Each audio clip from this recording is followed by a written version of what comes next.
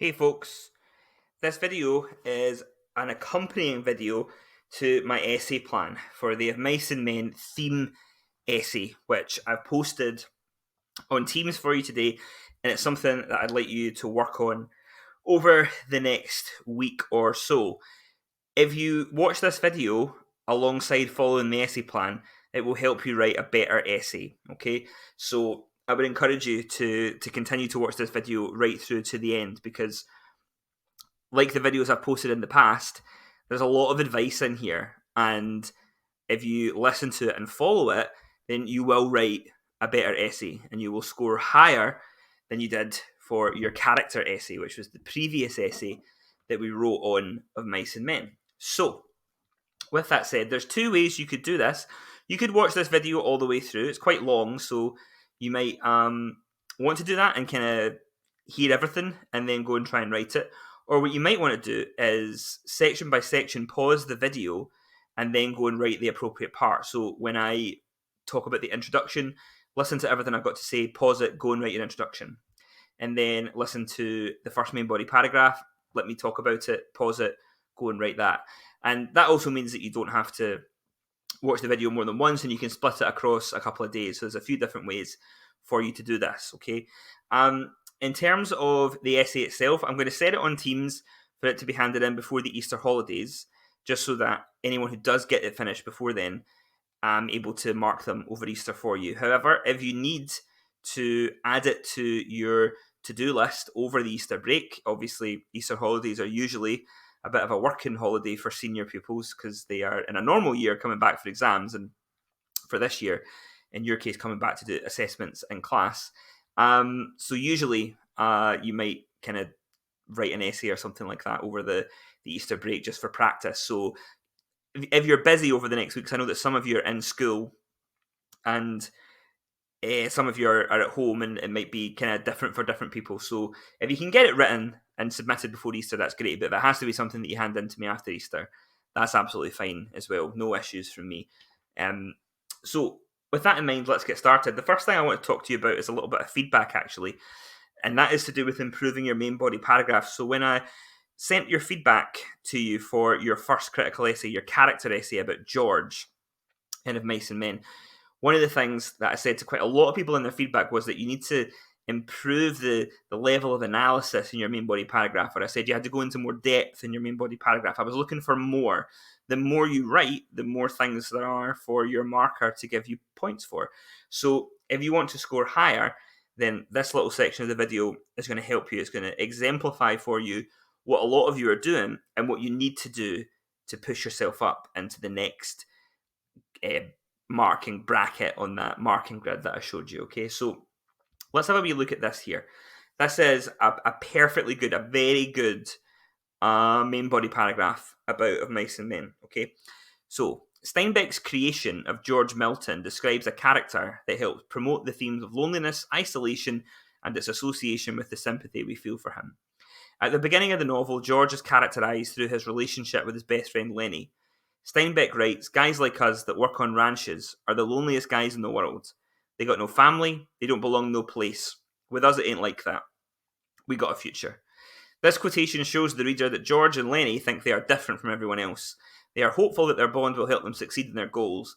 This also shows how much they rely on each other. It is clear from the very start of the novel that George and Lenny are like family, and despite what bad things happen to them and all the arguments they have, nothing will change that. This creates sympathy for George as it highlights the bad circumstances that George finds himself in. Like I said, it's a good paragraph. The part in red, topic sentence. Everyone needs that. Everyone needs a topic sentence explaining what you're going to be talking about in that paragraph. The part in blue there, bit of context, letting the person reading your essay know what point of the story you're at, and introduces a quote. Steinbeck writes, remember, introduce your quote with something like that. And then there's the part in purple, which is your analysis. Now, the part that you need to improve on is the purple part. That's where the marks are. That's where you unlock the marks, okay? So there's a reason why I pretty much gave you the part in red in your essay plan. I told you what your topic sentence should be. I gave you the quotation. You had to explain the context and add in the introduction to the quote. But then the bit that you had to do yourself, the bit that you had to do the most work on, was the part in purple. And therefore, that should be the biggest part. Now, you can see it is here. The purple part is the biggest part. But if you can think about your paragraphs like that, everything that comes after the quote should be significantly longer than whatever comes before it. This is where you get the marks. Now, if this one is good, how do we make it great? How do we make it excellent? Well, it needs to look something more like this. Now, don't be put off by the size of it there on the screen and the kind of length that it appears to be. It's only a little bit longer, but it gives you a lot more detail. I'm not going to read the red and blue parts out again, but I'm going to go into the purple parts. This quotation shows the reader that George and Lenny think they are different from all the other migrant workers in the US. They are hopeful that their bond shall make it more likely that they succeed in their goals, when in reality, they still have a very slim chance of escaping the cycle that affects many in the Great Depression. This also shows how much they rely on each other. Without the other person, they would be the loneliest guys in the world. It is clear from the very start of the novel that George and Lenny have an almost familial bond, and despite what fate would throw at them and all the arguments they have, nothing will change that. This creates sympathy for George as it highlights the unfavourable circumstances that George finds himself in. He is on the verge of isolation and hopelessness, with only the delusion of eventual success keeping him going. This also establishes George as a character with a lot to lose, whether that be his dreams and hope for success or his relationship with Lenny. We as readers feel personally invested in George's well-being and feel great sympathy for this relatable and empathetic character. So one of the first things to note is there's a lot more added in at the end there. So the first one ends with the bad circumstances that George finds himself in. But then this one has a whole other section where it goes into a lot more detail about George. He's on the verge of isolation and hopelessness. Talks about his delusion, about his dream that maybe he'll break out of this poverty and this terrible life that he's got. It talks about his character being someone who has a lot to lose and talks about how the reader might respond to that. There's also very clear knowledge of the rest of the book. So they're not just talking about that quote, they're also showing that they know lots about George from other parts of the book as well. Some of the language as well is a little bit more sophisticated. So at this point, you might want to pause the video and just have a little look at how you could perhaps go back and look at one of your character paragraphs, the character essay paragraphs, and is there a way to expand on it, to say more?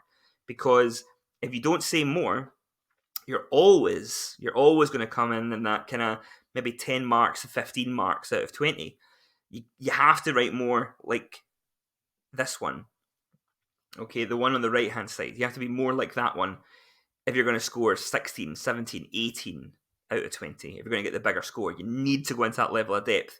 Don't just write the first thing that comes into your head. Write it down and then explore it. Go into more detail. Say more about what you know about that character, because you do know lots about him. I know that you do. You just have to say more. This is not the time to cut corners if you want to score big.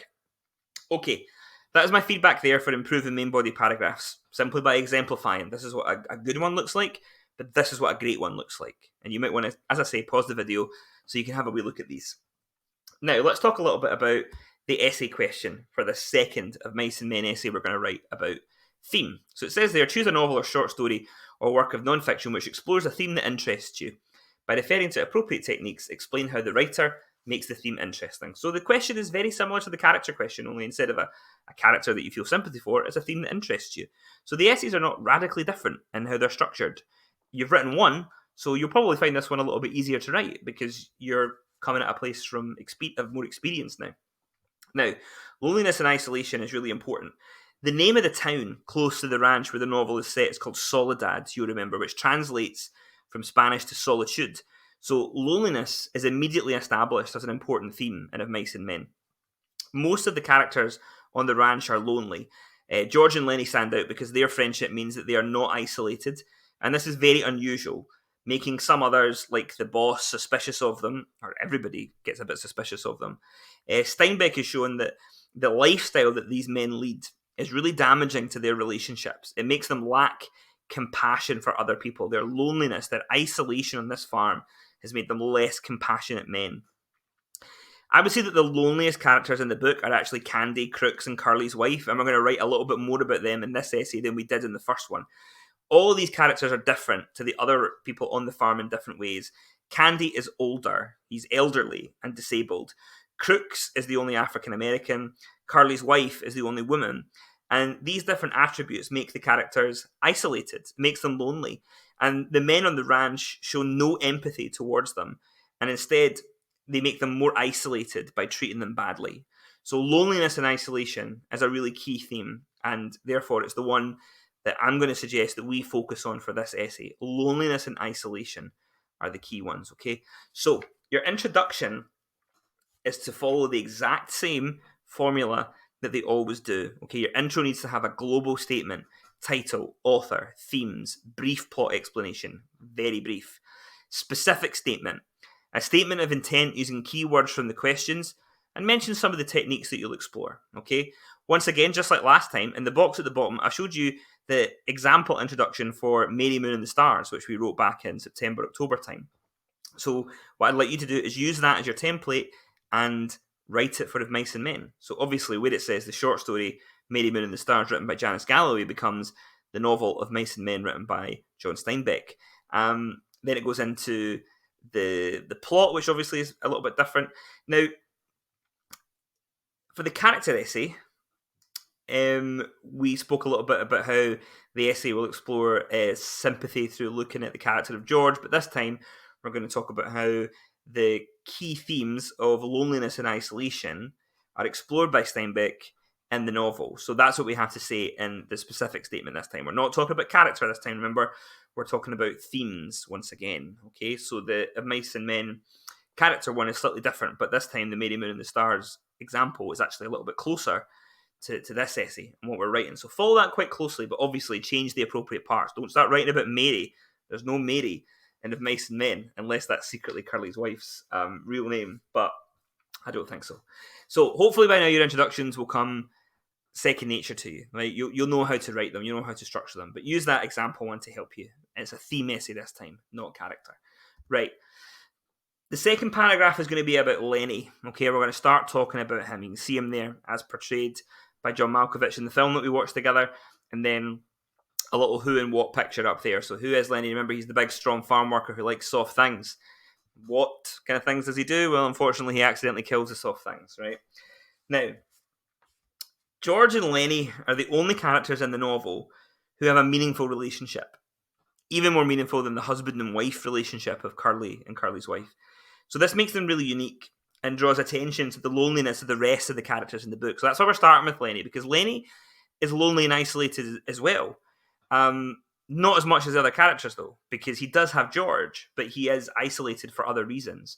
So we're going to start with him, then we're going to get into those secondary characters, and then we're going to come back to George and Lenny at the end of the essay, okay? So remember that Lenny's the sort of secondary protagonist meaning main character, of Mice and Men. He's huge, lumbering, he's bear-like in his appearance, but he has a kind of sweet, gentle disposition some of the time. He has an unnamed mental disability. According to George, remember at one point in the book, he says it's the result of a childhood accident, but we think that George might be lying at that point. So his childlike disposition, his short-term memory is really poor, his fascination with stroking and petting soft things are markers of the ways in which his strong outside conceals a really soft inside. And if people were there to see that more often, they would maybe exploit that weakness, and they do. So that's an important thing to think about. His kind of ability to be controlled by others is what makes him lonely and isolated in some ways. So remember that George is very protective of Lenny, and although the other ranch hands see them traveling together as a strange thing, quite a suspicious thing, it becomes clear that the two men are only able to survive in this harsh landscape of this Depression-era America because they have each other's help. So that's the thing that sets them apart. Lenny works really hard. He can lift really heavy things. However, he is obsessed with raising these soft rabbits, petting puppies, fantasizing about this farm with George. He doesn't really understand his own strength, which we see in the way that he ultimately kills the animals. And this is also how he ends up accidentally murdering Curly's wife later as well, when he shakes her too hard because she screams, you'll remember. Even though, yes, she does invite him to touch her hair, he doesn't understand the kind of social cues. So, if you remember at the end of the book, Lenny flees the ranch, he hides in the meeting spot.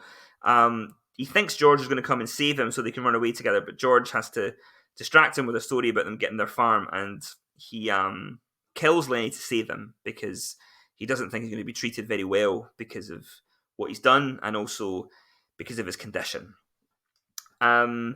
He is a very contradictory character because he's really strong but gentle. He's really insecure, but also quite funny and outgoing sometimes as well. He trusts people, but maybe he trusts them too much.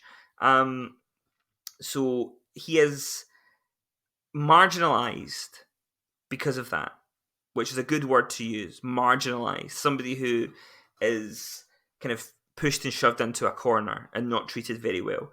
He's scapegoated, another really good word to use. Okay, he's a character who's blamed for things, and sometimes they're not his fault. George blames him a lot for George's life, but it's not really Lenny, is it? Really, George could probably do the things that he wants to without him. But he wants to keep him around because of his relationship. But anyway, so for this paragraph on Lenny, I've given you a topic sentence to get you started. So, first of all, Steinbeck explores the themes of isolation and loneliness through the main character of Lenny Small. Lenny is intellectually disabled and does not experience the world in the same way as the other characters. Okay, so you can take that. You can reword it if you want to, but the topic sentence is there for you. Now, the quote that I would like you to build the paragraph around is here. Slowly like a terrier who doesn't want to bring a ball to its master, Lenny approached, drew back, and approached again. So, the instruction, as it was last time, is to analyse and explain the quote. What does it tell us about Lenny? What do we learn about the themes of loneliness and isolation here?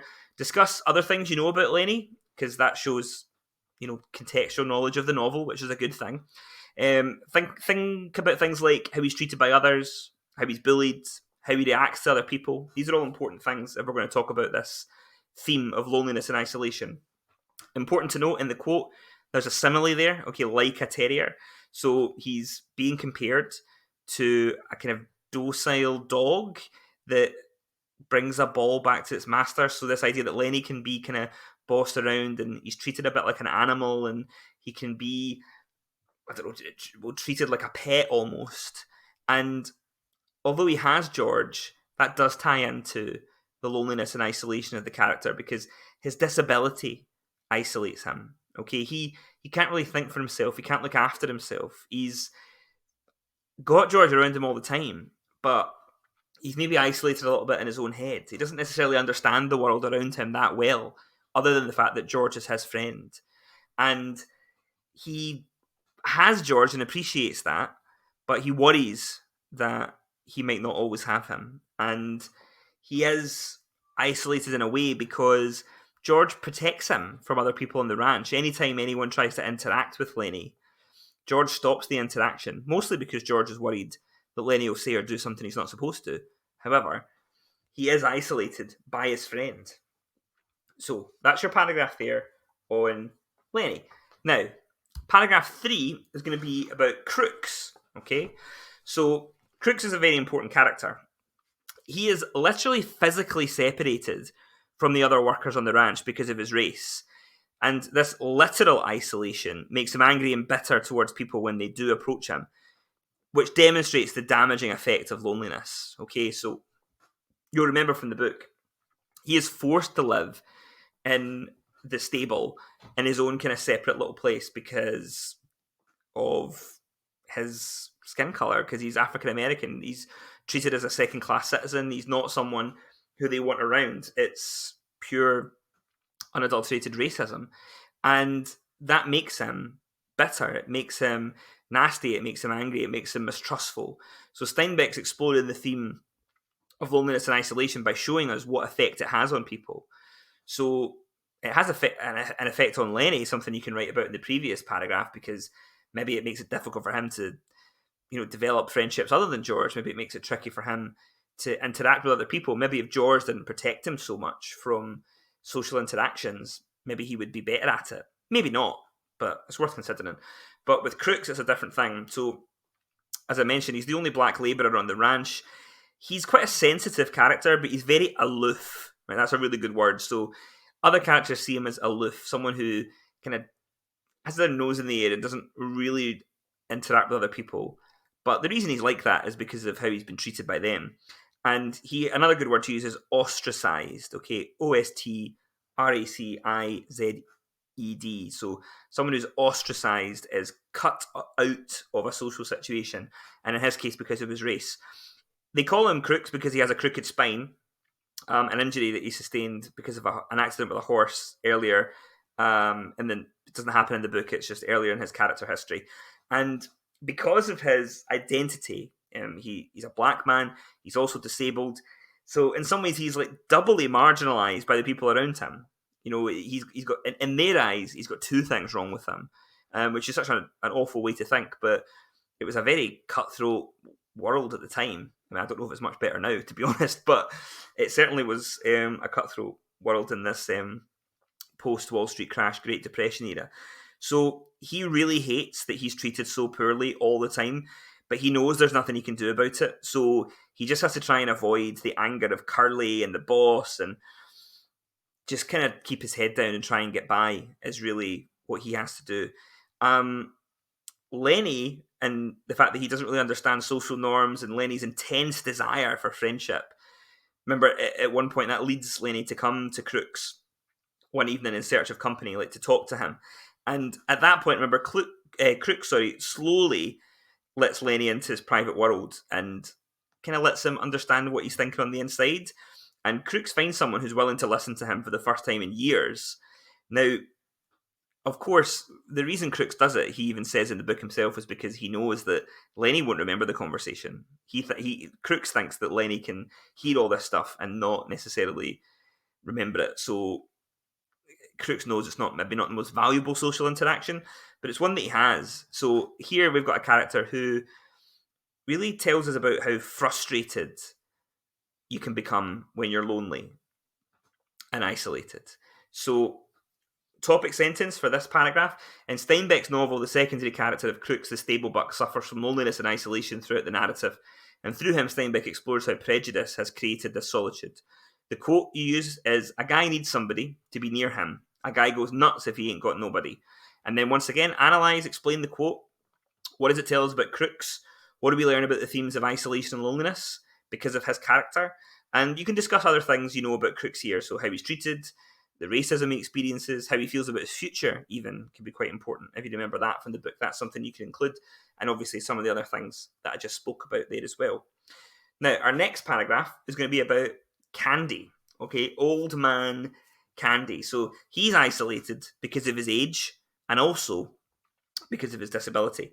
So his age and disability make him less useful on the ranch in the eyes of the other men, and therefore insignificant. Candy feels like he's been forgotten about. He feels like he's just sitting about waiting to die because he's no use to anybody anymore. So it's desperately sad, and that is how we see loneliness and isolation through this character. So you remember that there's a real lack of reaction when Candy doesn't want the other men to shoot his dog. You know, he's pleading for them not to do it. Carlson, one of the people that works on the farm, wants to kill his dog, and there's just no empathy for him. The men are not able to feel that pain. They're so jaded, they're so lonely, they're so isolated that they themselves have lost all ability to empathise, to feel emotions that other people might feel. They don't get why Candy would be sad. So Candy needs a companion. He needs someone to be his friend, and his dog was his friend. But that gets taken away from him. And the other guys don't even acknowledge that because they don't understand friendship. So the reason that they're so able to take his dog away from him and kill him is the same reason why they don't understand why George and Lenny are friends. Because they're so lonely, they're so isolated, they've forgotten what it means to have a friend. So remember some key things about Candy. He's an elderly swamper is what his job is called. So basically, he's kind of doing all the odd jobs that are not that important on the farm. So kind of cleaning and doing the dishes and things like that. He's missing a hand because he lost it in an accident a long time ago. But he is still employed despite his kind of capabilities being limited in terms of being a physical labourer. As I mentioned at the start of the novel, he's attached to this sort of smelly, blind dog who he's raised since he was a puppy. So he is really attached to it. He's unwilling to accept that it needs to be put down. And this is a symbol of his own fears about aging. So remember, the reason the dog is there is because it's there as a symbol for how Candy feels about himself. The dog is old. It's not useful anymore. The dog has to be taken out and killed. And that's what he's worried about. Candy as a character, he's worried about getting old. He's worried about aging. He's worried about whether he's useful anymore, what his position is on the ranch. So that's a really important thing to keep in mind. When Candy overhears George and Lenny talking about their plans for the farm, he offers to give them a lot of money that he's been saving. And they agree, and at that point, all three of them are going to maybe, try and get this dream to come true for them and open the farm. But ultimately, Candy's left alone, and there's no kind of happy ending for him, really. He doesn't come with the other men when they go looking for Lenny at the end of the book. So he just has to realize that his dreams are never going to come true, and maybe his his very worst fears are what is going to be realized. He's just going to become an insignificant person. So that's very, very sad indeed, and ties again into loneliness and isolation. His loneliness, his isolation, his lack of friends is making him realize that maybe he's useless and doesn't really serve a purpose anymore, which is awful. Again, the topic sentence is there for you. So, additionally, remember when you're writing an essay, try and use things like additionally and furthermore when you're writing a new paragraph. Vary up your language. Additionally, the character of Candy, who is a swamper on the farm, allows Steinbeck to explore loneliness and isolation. Candy is an elderly member of the workforce and as a result has a negative experience on the farm. And then your quote is actually something that Slim says to Candy. He says, "Carl's right, Candy. That dog ain't no good to himself. I wish somebody'd shoot me if I got old and crippled." So when Slim says that, that's when Candy's like, "What, you mean like me? Like, should I be taken out and shot because I'm old and crippled?" So it's a really good quote to use to explore Candy and how he feels lonely and isolated and what that tells us. So again, analyze and explain the quote. What does it tell us about Candy? What do we learn about the themes of loneliness and isolation? And again, you can discuss other things you know about Candy as well, how he's treated, his disability, how he feels about the future, or any of the things that I was talking about there. Now, paragraph 5, next up, is Carly's wife. So, Carly's wife is the only woman on the ranch, and she's treated with suspicion by the men because of her flirtatious behaviour, essentially. However, the reason she acts this way is to get attention because of the poor relationship she has with her husband, Carly. But again, the men on the ranch don't feel sympathy for her in the same way that they don't feel sympathy for Lenny. They don't feel sympathy for Crooks. They don't feel sympathy for Candy. They especially don't feel sympathy for Carly's wife, even though they know how awful Carly is. He's so unpleasant. But instead, they treat her with contempt. It's a very good phrase to use. They treat her with contempt. They never speak to her. And she becomes even more desperate to be acknowledged. And that is how we link her into loneliness and isolation, because ultimately, her loneliness and isolation leads to her death. Right? The reason she dies is because she's so desperate to make a connection with someone that she has a conversation with Lenny, and that all goes horribly wrong. So, as I said, only woman on the ranch. She's viewed as, quote, a tart. That's what the other men refer to her as. The book is kind of ahead of its time in how it explores sexism and misogyny. So, these are men who, because of the society that they are in, seem to hate women, or at least the only woman that they have any contact with. They don't trust her, and they call her a vile, horrible term. So she's young, she's lonely, and she just wants attention. She roams around the ranch most days, just trying to find people to talk to, even though she knows that the men won't talk to her, because if Carly sees her talking to them, he might assume that she's trying to flirt with them, or they're trying to flirt with her, because Carly's very insecure. So, incredibly jealous. She regrets the path her life has taken. So remember, at the end of the chapter or the end of the conversation with Lenny when she dies, she talks about how she missed her big chance to move to Hollywood to become a movie star, and that's what she thought was going to happen. That's what she thought was going to happen for her. And to kind of make up for this loneliness, she tries to connect with other people, but it just doesn't work. Anytime she tries to connect, she actually ends up becoming a bit villainous at times, because, again, it's not really her fault. Like, I would never excuse some of the things that she does, especially the way that she speaks to Crooks. I mean, she's racist in her interaction with him. But if we're trying to be empathetic, if we're trying to understand where this comes from, she's lashing out and being so vile because of how poorly she's treated. Now, I don't think that the way that she's treated excuses her behaviour, but that is why she behaves that way, and we can appreciate that fact. So, at the end, when Lenny's stroking her hair, she becomes frightened by how strong he is, and that he's kind of pulling her hair a little bit. She screams, and because Lenny doesn't want to get into trouble, he thinks he has to shush her by covering her mouth, and she ends up being sort of suffocated and shaken to death, and her neck breaks, essentially. So her, just like Lenny, just like Crooks, just like Candy, her existence is defined by her loneliness and isolation, and what that ultimately does for her, which is takes her life away from her.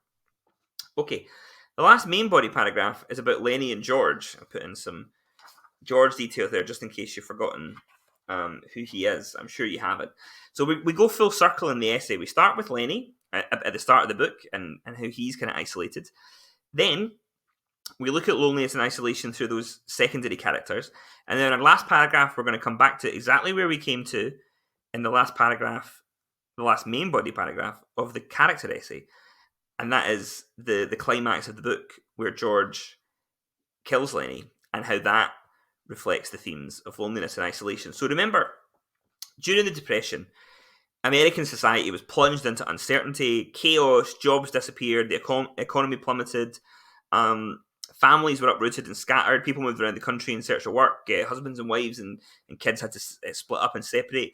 The work that was available was physically demanding, working on farms, being a labourer, grueling hours, horrendous hours, and bunkhouses on ranches like the one that George and Lenny travel to were filled with these men who are lonely, separated from their families. Male friendship became necessary because they only had each other, but it wasn't something that people felt comfortable with at the time. They didn't really know. These were all kind of macho alpha men who weren't really ready to appreciate the fact that they were going to have to rely on another man's friendship to kind of get them through this tough time. So that's what Of Mice and Men is really about, or one of the things it's about, is exploring this male friendship, which might seem like an odd thing to bring up now because we're talking about loneliness and isolation, but they exist next to each other in the book. You know, he explores loneliness and isolation, Steinbeck that is, explores loneliness and isolation by talking about this idealized male friendship that George and Lenny have. But at the end of the book, it gets taken away. So the kind of phrase that comes up every now and again is a guy needs somebody. Even when society seems to value this loneliness and isolation, it seems to be the only way people are living. But people need other people.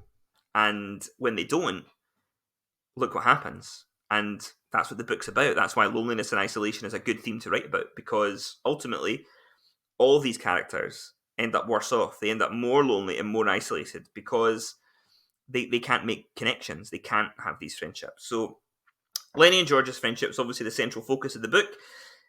It's a total anomaly in this world, which is all about individualism and distrust and the struggle for survival in this social world.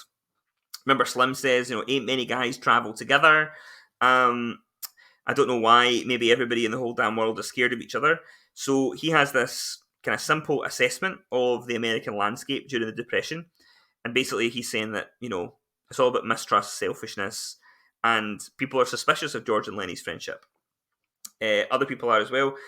Crooks and Curly, they have to lie about their friendship to people like the boss and say that they're cousins to make it seem a bit more normal that they are around each other so much, when really it's just because they're close friends. They've got each other to rely on. So this in the middle of this really sort of dark world, this depression, they at least have that. So in terms of this paragraph, the topic sentence is, finally, Steinbeck uses the central relationship between George and Lenny to comment on the themes of isolation and loneliness.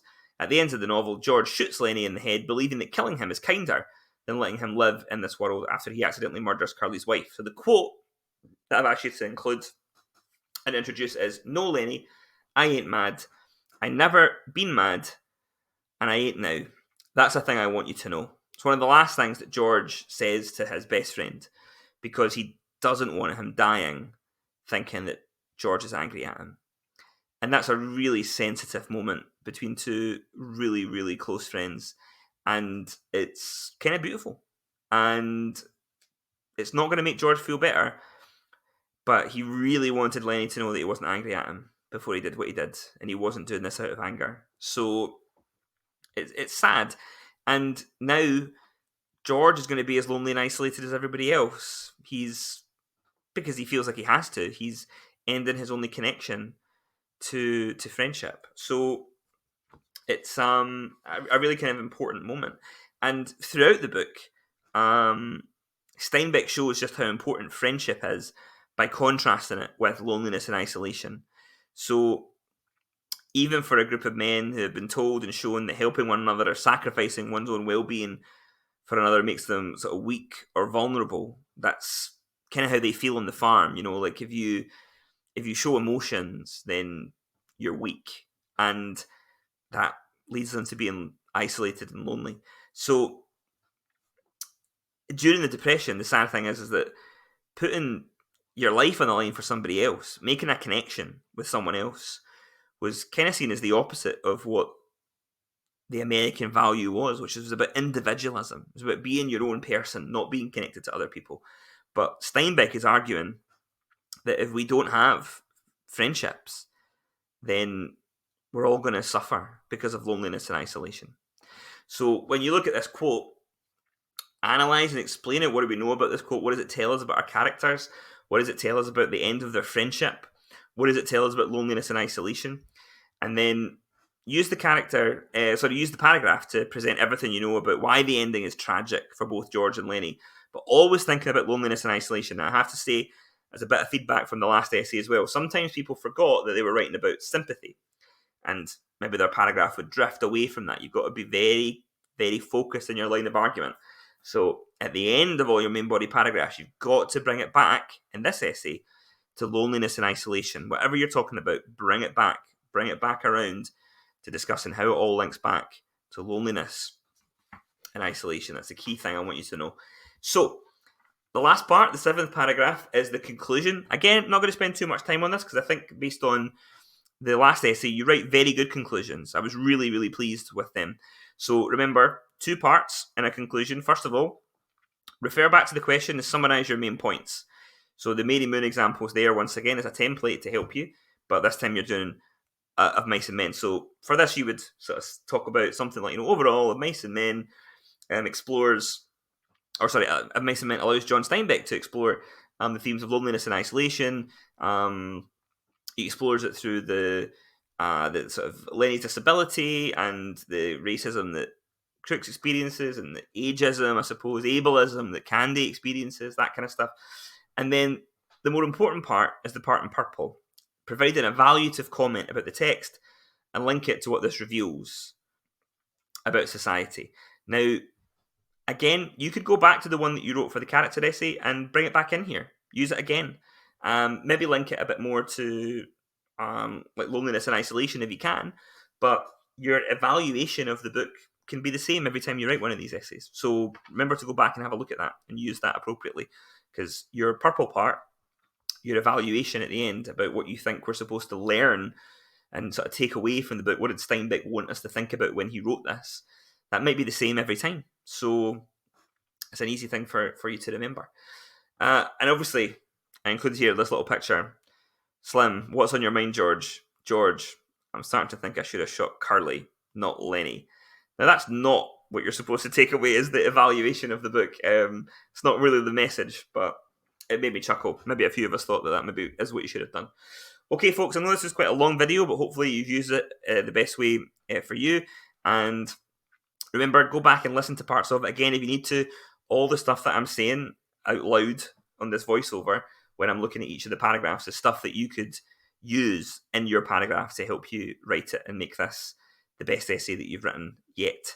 So don't worry too much about doing timed essays. We're going to have a wee bit of time to practice that, and I've got a plan. And so if you're a wee bit worried about writing timed essays once we're back in school together, I want you to take a deep breath and know that I've got it in hand, and trust me, and just spend the next week or so before the Easter holidays getting this second Of Mice and Men essay written, because if you come back after the holidays with 1 Mary Moon essay and 2 Of Mice and Men essays, then you've got a lot of stuff there that's going to be really helpful for you to revise for your assessments. If you've got any questions, obviously, post them on Teams for me, send me an email, send me a tweet, whatever works for you. You know how to get in touch with me, and I will help you. So thank you very much, and hopefully